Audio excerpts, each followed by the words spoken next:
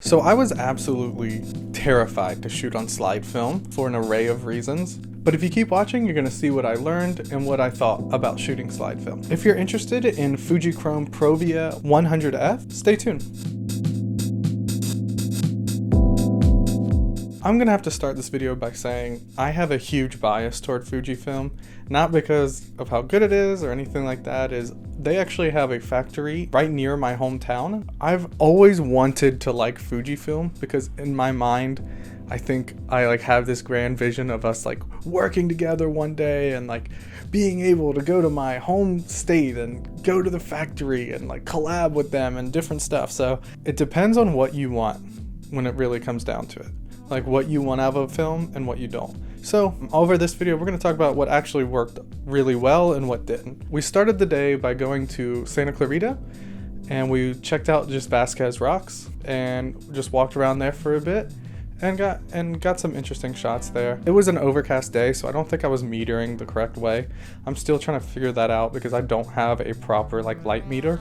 So when you have a overcast day, you're gonna have a little bit of trouble getting a balanced reading just because there's so much ambient light everywhere that it's hard for your spot meter to get the correct reading. I had a little bit of trouble with that, but I still was able to get a couple good shots there.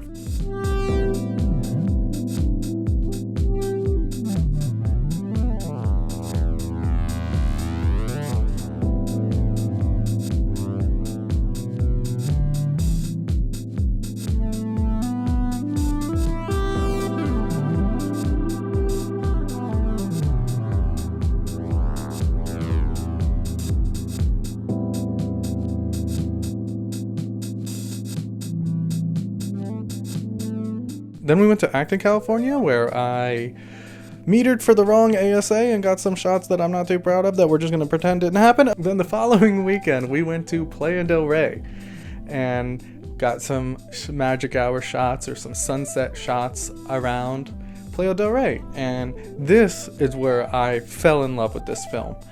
This will not be my last time shooting with this stuff because I absolutely loved the colors. The thing when shooting film is sometimes you get sick of just the same color range that you have to deal with when you're either shooting with Kodak or Fujifilm. Lomochrome kind of drives me crazy, but that's for another video. Man, this film performed so well around sunset. I know a lot of YouTubers talk about the lack of dynamic range when it comes to slide film. You don't have a ton to work with.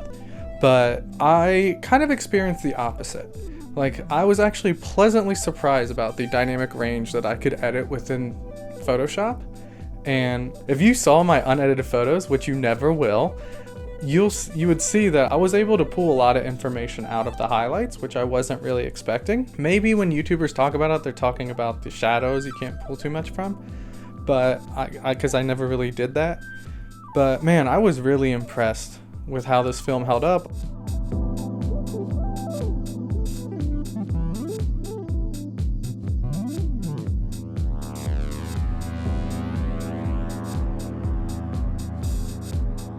The colors had such an impact on me when I'm editing that now I just imagine that day in that color palette. I just really liked the way it came out. It came out very vibrant. The thing I think Fujifilm has over Kodak, I really think the sharpness in the details is way better in Fujifilm and Kodak. I would use Fujifilm to shoot product with it because the grain structure I think is tight enough to where you could get some really good product shots. I would rate this film 4 overexposed worthless shots from a whole trip out of 5. The only reason I wouldn't give it 5 is just because it doesn't have the dynamic range, but you know what you're getting when you're getting with slide film. Other than that, this film is perfect. I loved working with it.